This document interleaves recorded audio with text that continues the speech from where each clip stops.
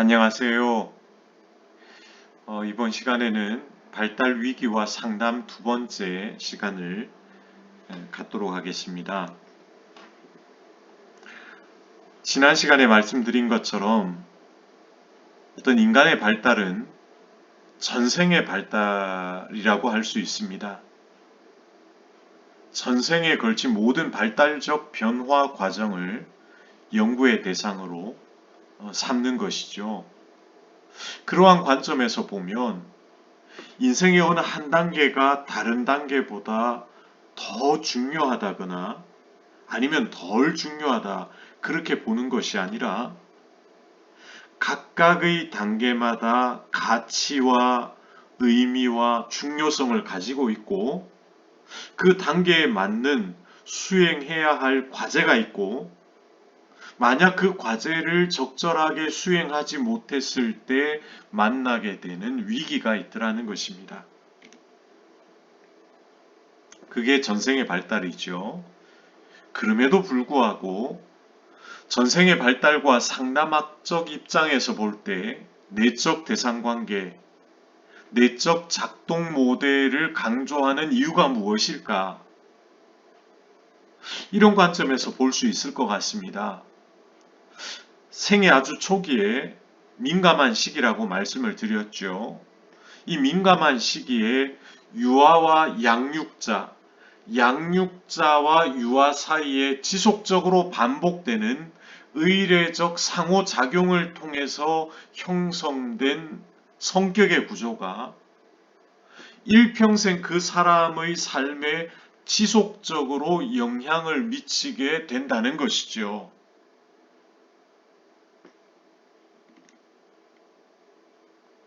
상담이나 심리 치료를 통해서 새로운 관계 경험을 하게 되고 상담자와 내담자, 치료자와 환자의 상호 관계 안에서 자신의 상처와 또 증상을 알아차리고 그것을 치유하고 회복하고 변형되는 것이 불가능한 것은 아니지만 그만큼 힘들고 어려운 과정을 거쳐야만 한다는 것입니다.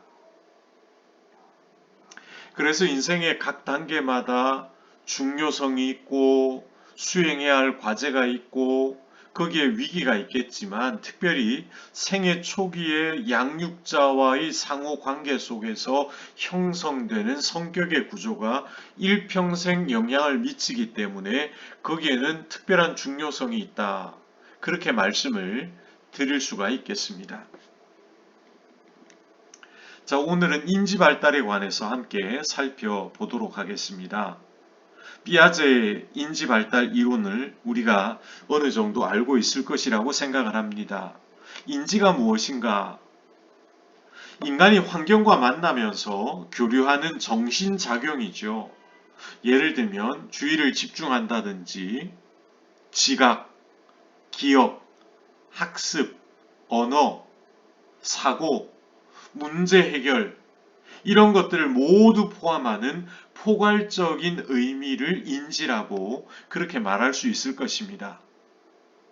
이러한 인지의 발달은 개인이 살아가면서 일어나게 되는 나이가 들고 연령에 따른 정신적 조작과 능력의 변화를 말하는 것이죠. 이런 인지의 발달은 개인적인 차이가 존재합니다. 어떤 아이들은 빠르게 인지 발달이 되는가 하면 어떤 아이들은 조금 늦게, 더디게 인지 발달이 이루어지는 개인의 차이가 존재한다는 것이죠. 지적 능력이라고도 말하는데 지적인 능력은 개인이 주어진 환경에 효과적으로 적응할 수 있는 능력이죠. 적응 능력이자 문제 해결 능력이라고 그렇게 말할 수 있습니다. 생물체가 환경에 적응하고 순응하기 위해서 자신의 신체와 정신의 구조를 바꾸어 가는 것처럼 우리 사람도 인간도 환경 내에서 여러 사상과 생각과 구조들을 수동적으로 받아들이는 것이 아니라 능동적이고 주체적인 활동을 통해서 끊임없이 자신의 인지 구조를 재구성해 나간다는 것입니다. 그런 관점에서 인지는 적응이자 개인의 타고난 유전의 발현이라고 말할 수 있습니다.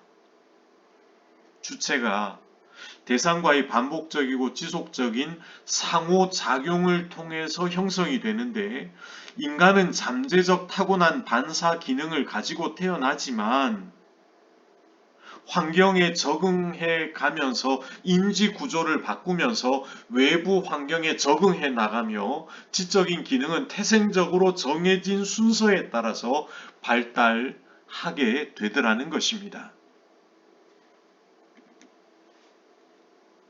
인간의 발달은 신체적 성숙과 물리적 경험과 사회적 요인의 상호작용에 의해서 인지의 발달이 일어나게 됩니다.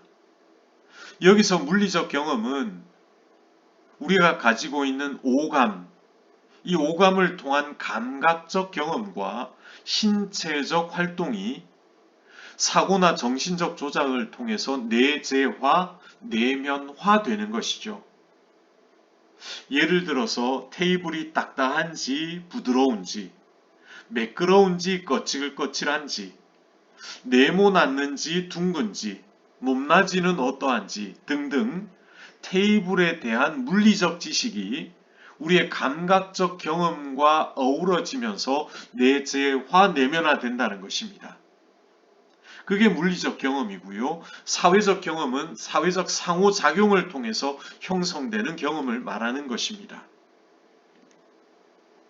이러한 위의 요인들, 신체적 성숙, 물리적 경험, 사회적 상호작용을 통해서 형성되는 사회적 요인들을 적합한 방식으로 통합하고 조정하는 개인의 내재적 능력을 인지에서는 평형화라고 말하는데, 이 평형화는 개인이 스스로 자신의 인지 구조를 형성하고 재구성하는 인지 발달의 핵심 기능이라고 그렇게 말씀을 드릴 수가 있습니다. 그 다음 두 번째 인지 도식을 우리가 함께 살펴보겠습니다. 인지 구조, 인지 도식이라는 것은 세상을 이해하는 지식의 기반이라고 말할 수 있죠. 우리 사람들은 반복되는 여러 사건의 경험을 통해서 유사한 특성이 반복이 되면 그 경험에 질서를 부과합니다. 그 질서는 정보의 정신적 조작 혹은 지식의 구조에 해당하는 도식을 형성하게 되죠. 다시 말하면 도식은 경험을 표상하고 조직화하고 해석하는 정신, 지식의 틀을 말하는 것이고, 세상을 바라보는 내적인 틀을 말하는 것입니다. 이러한 도식은 환경 내의 대상, 사건, 다른 정보를 확인하고 해석하는 데 사용되는 인지 구조라고 그렇게 말할 수 있을 것입니다. 이러한 도식은 계략적인 범주입니다. 카테고리입니다. 그리고 이 범주에 대한 인식은 때로는 명시적이고 때로는 암묵적입니다.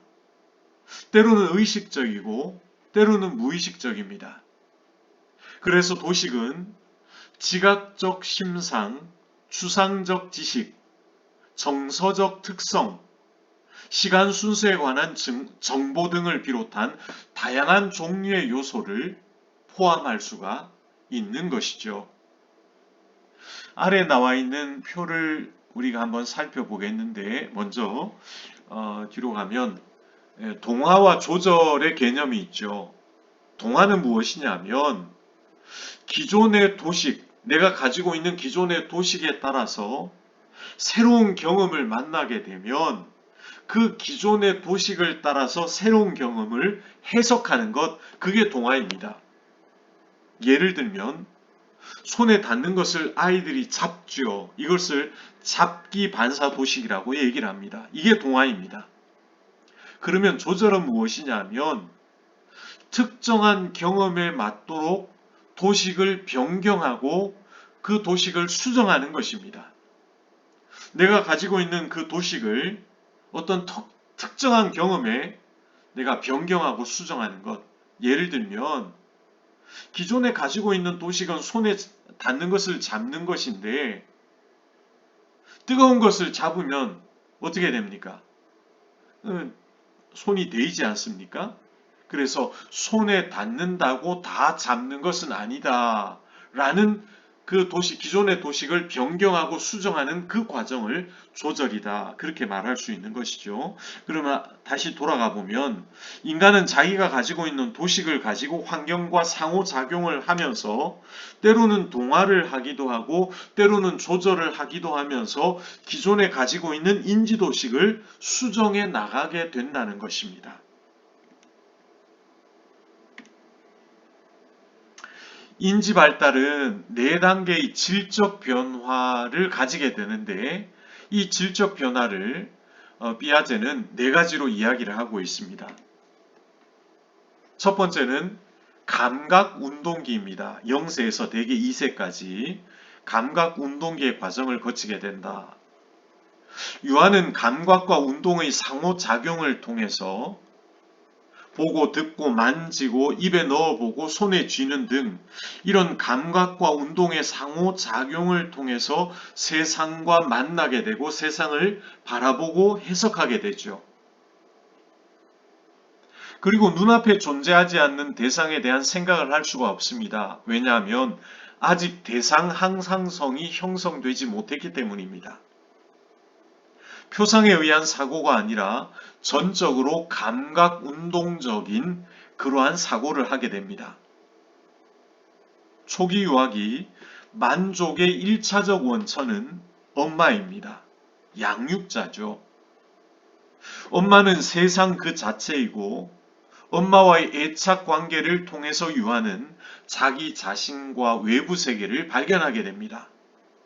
모든 유아 관계 연구는 바로 유아와 엄마, 아이와 양육자와의 상호 관계라는 그런 관계적 측면에서 출발을 하게 되는 것이죠.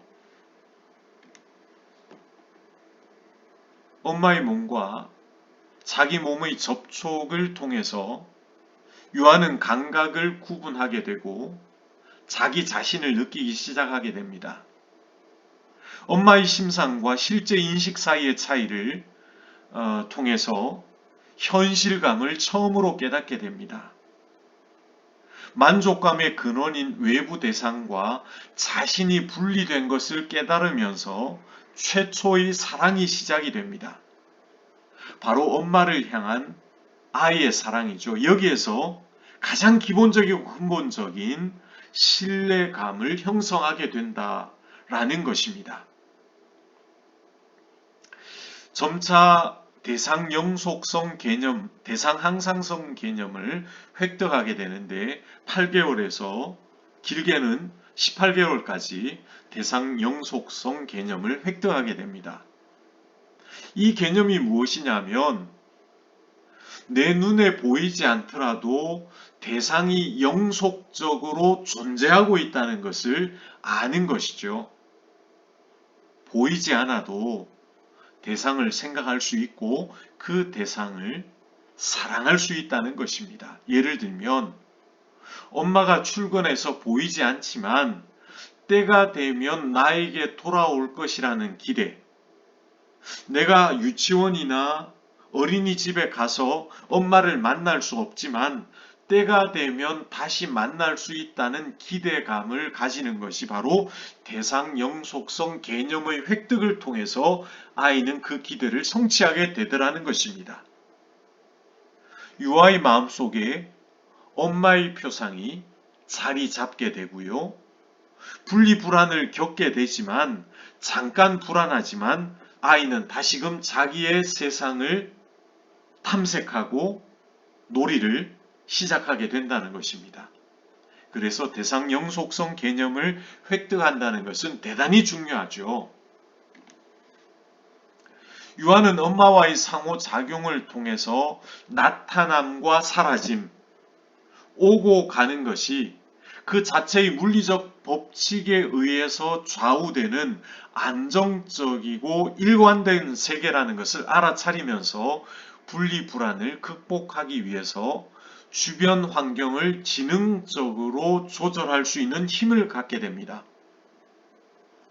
사랑하는 사람이 일시적으로 없어졌다고 하지만 그 불안은 점차 줄어들게 되고 사라진 사람이 다시 돌아오게 된다는 믿음을 갖게 되는 것이죠. 두 번째는 전조작기입니다.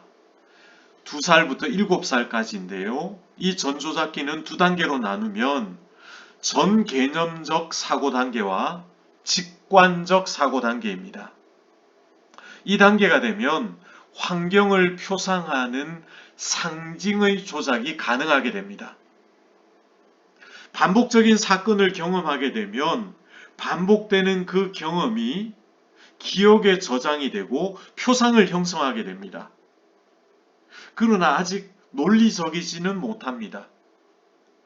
표상을 구조화함으로써 사고하는 능력을 점차적으로 유아가 갖게 되는 것이죠. 그리고 언어를 통한 상징적 활동을 시작하게 됩니다. 이때의 아동은 상징의 사용을 연습하면서 대상을 점점 언어와 말, 심상으로 표상을 할 수 있게 됩니다. 가장놀이를 하죠. 블록 같은 것이 차는 아니지만 블록을 차로 생각하고 인형을 실제 아기로 표상하여서 소꿉놀이를 하기 시작하는 때가 바로 이 시기입니다. 꿈과 현실을 구분하지 못합니다. 자기 중심적인 행동을 하게 되죠. 타인의 생각, 타인의 관점, 감정을 이해하지 못하고 자기 입장, 자기 관점에서만 세상을 이해합니다. 피아제의 세 가지 산 모형 실험이 있는데 이 실험을 통해서 자기 중심적 시각 조망을 갖게 된다라는 것을 우리가 알게 됩니다. 다시 이야기하면 타인의 위치에서 보이는 사물의 모습을 아직까지는 추론을 하지 못하는 것이죠. 보존의 법칙을 획득하지 못하였습니다. 가역성의 개념을 이해하지 못하는 단계입니다. 선생님들 잘 아시는 것처럼 보존의 개념이라는 것은 더하거나 빼지 않으면 비록 눈에 보이는 물체의 모양이 변형되고 변화되어도 그 양은 변하지 않는 사고의 능력을 얘기하고 양의 보존의 개념이 있고 수의 보존의 개념이 있는데 아직도 이 단계에서는 보존의 개념을 획득하지 못하였다라는 것이죠. 그림을 한번 보시면 되겠고요. 그 다음 세 번째 구체적 조작기가 되면 7세에서 11세인데요. 여기에서는 보존의 개념을 습득하게 됩니다. 더하거나 빼지 않으면 물체가 변해도 모양이 변해도 양이 변하지 않는다는 사고의 능력을 습득하게 됩니다. 눈에 보이는 지각적 특성에 따르지 않고 논리적 조작에 의해서 보존 개념을 습득하게 되죠. 동일성, 상보성, 가역성의 개념을 이해하게 되고 길이, 크기, 양, 수의 보존 개념은 6세에서 7세, 면적에 대한 보존 개념은 8세에서 9세, 무게는 8세에서 9세 혹은 9세에서 10세, 부피의 보존 개념은 11세, 11세나 14세, 15세에 획득이 되어지게 됩니다. 유목화, 분류, 서열 조작 가능합니다. 대상을 여러 차원과 속성에 따라서 카테고리와 범주에 따라서 분류할 수가 있게 되고요. 상위, 하위 범주 간의 관계를 이해하고 유목 포함 개념을 이해하고 습득하게 됩니다. 세 번째는 구체적인 경험 중심의 논리적 사고가 가능해집니다.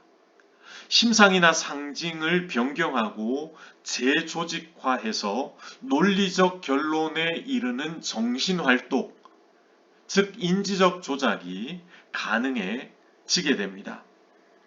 그러나 이 조작은 실제 구체적인 대상에 한정되어 있고 머릿속으로만 조작하기에 제한이 있고 추상적인 조작은 아직 불가능한 단계입니다. 꿈과 현실을 구분할 수 있습니다. 마지막 네 번째 형식적 조작기는 11세 이후 단계를 말하는 것이죠. 이 시기는 어린 과학자의 시기라고 말을 합니다. 경험에 근거한 정신적 활동에서 개념과 명제에 근거한 정신적 활동이 가능해집니다. 예를 들면 이런 거죠. 선생님들 들어보셨겠지만 모든 A는 B다. 그리고 B는 C다. 그러므로 A는 C다. 라는 이런 정신적 활동이 명제적 사고가 가능한 시기가 되는 것이죠. 그 다음 두 번째 추상성입니다. 대상의 존재 여부와 상관없이 형식 논리에 의해서 대상을 사고하고 생각하고 추론할 수 있더라는 것이죠.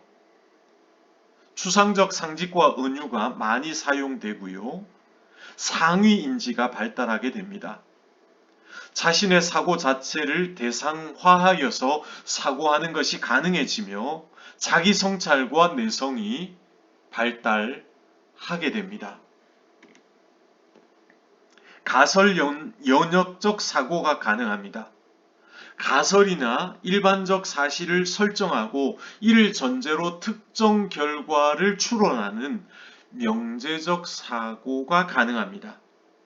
예를 들면 만약에 무엇 하게 되면 어떤 일이 일어날까와 같은 상황을 생각하고 가설을 세웁니다. 그리고 검증을 하고 그 검증된 것에 대해서 대안을 미리 생각하고 각각 결과가 어떠할지를 고려합니다. 최악의 상황은 어떠할까? 최상의 상황을 어떠할까? 그런 가설을 세우게 되고 그 가설에 대해서 사고와 생각으로 검증하게 된다는 것입니다. 자신의 문제에 대한 해결책을 찾아가고 생각하기 시작하게 됩니다.